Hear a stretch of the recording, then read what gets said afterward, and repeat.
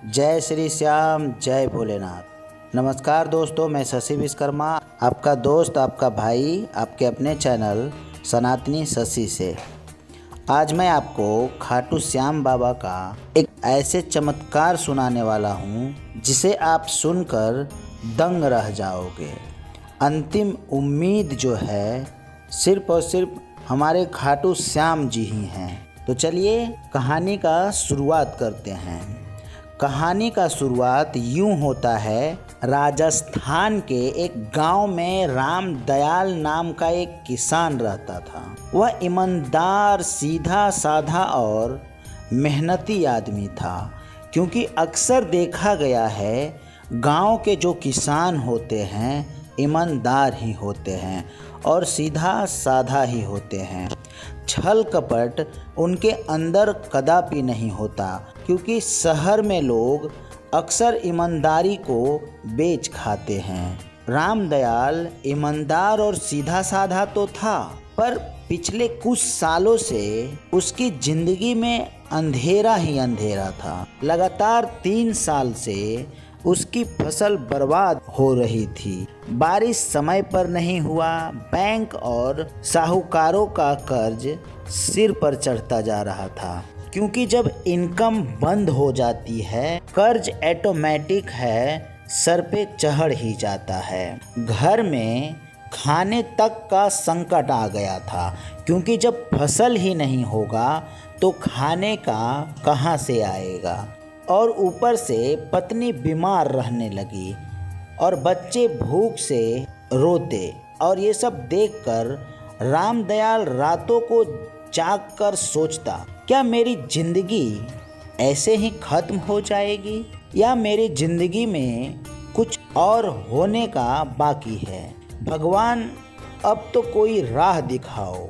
एक दिन गांव के बुजुर्ग ने कहा, रामदयाल, जब सारे दरवाजे बंद लगे ना, तब एक दरवाज़ा हमेशा खुला रहता है और वे दरवाज़ा है श्याम दरबार का। ये सुनकर रामदयाल के भीतर एक अजीब सी आस जगी, क्योंकि रामदयाल भी सुना था कि हारे का सहारा बाबा श्याम हमारा। अगले ही दिन रामदयाल सोचा, क्यों ना मैं खाटू धाम जाऊं। पर रामदयाल के पास इतना पर्याप्त मात्रा में पैसा भी नहीं था कि वे गाड़ी से खाटू धाम की यात्रा पर निकल सके। पर एक अजीब सा मन में लालसा जगी और रामदयाल ने सोचा, क्यों ना पैदल ही खाटू धाम की यात्रा पर निकल जाऊं। और वही हुआ। वह पैदल ही खाटू धाम की यात्रा पर निकल पड़ा। तपती धूप, प्यास और थकान सब सहते हुए वह चलता रहा। रास्ते में कई बार उसके कदम रुक गए, क्योंकि उसके पेट में एक अन्य का दाना भी नहीं था। और जब आदमी के अंदर खाना ही नहीं रहेगा तो शक्ति कहाँ से आएगा। लेकिन एक आवाज़ मन में गूंज रही, चलते रहो, श्याम तुम्हारे साथ है। जब वह मंदिर पहुंचा तो वहां का माहौल देखकर उसकी आंखें भर आई। भव्य दरबार, घंटियों की गूंज, भजन की मधुर धुन, सबने उसके दुखों का बोझ हल्का कर दिया। रामदयाल मूर्ति के सामने खड़ा होकर फूट फूट कर रो पड़ा।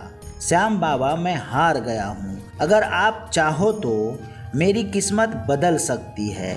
मेरे पास कुछ भी नहीं बचा, सिर्फ आप हो। उसी पल से लगा जैसे किसी ने उसके कंधे पर हाथ रखा हो। पुजारी पास आए और मुस्कुरा कर बोले, बाबा ने तुम्हारी प्रार्थना सुन ली है, अब भरोसा मत खोना। रामदयाल घर लौटा। आश्चर्य की बात ये थी कि अगले ही हफ्ते उसके खेत में अचानक पानी का स्रोत निकल आया। जहां पहले सूखी मिट्टी थी, गांव के लोग हैरान रह गए। उसी साल उसकी फसल बम्पर आई। और हुआ यूं कि जिस साहूकारों ने उसे ताने मारे थे, वही उसके घर आए और बोले, राम दयाल, तू बड़ा भाग्यशाली है, तेरा तो श्याम ने साथ दे दिया। कुछ ही महीनों में उसकी मेहनत रंग लाई, उसका फसल बहुत ही अच्छा हुआ और उस फसल को बेचकर उसका कर्ज उतर गया।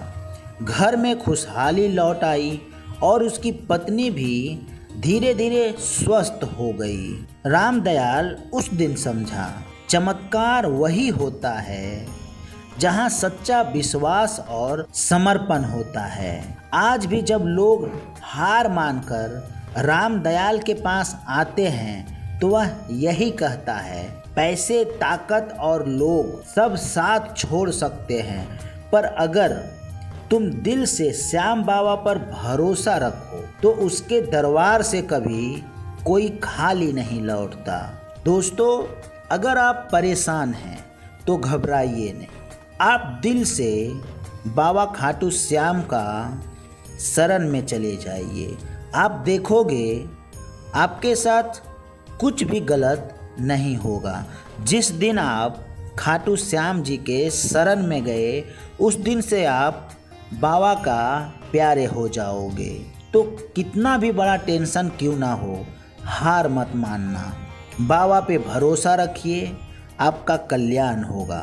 तो दोस्तों, यह कहानी हमें सिखाता है कि जब इंसान हार मान लेता है तो वहीं से भगवान का हाथ पकड़कर उसकी नई शुरुआत होती है। तो दोस्तों, भगवान पे भरोसा रखें। खाटू श्याम किसी को हारने नहीं देते, क्योंकि उन्हें यूं ही नहीं, हारे का सहारा बाबा श्याम हमारा बोला गया है। तो दोस्तों, अगर कहानी अच्छा लगा हो तो एक लाइक ज़रूर कर दीजिएगा और चैनल को सपोर्ट की ज़रूरत है तो कृपया करके अपना सपोर्ट दिखाएं, चैनल को सब्सक्राइब करें, ताकि मैं इसी तरीके का श्याम गुणगान करता रहूं और आप तक एक अच्छे से अच्छा कहानी को सुनाता रहूं। तो मिलते हैं ऐसे ही मज़ेदार चमत्कारिक कहानियों में। तब तक के लिए कमेंट में जय श्री श्याम लिखकर हाजिरी लगाना मत भूलिएगा। अपना ख्याल रखिए। जय श्री श्याम।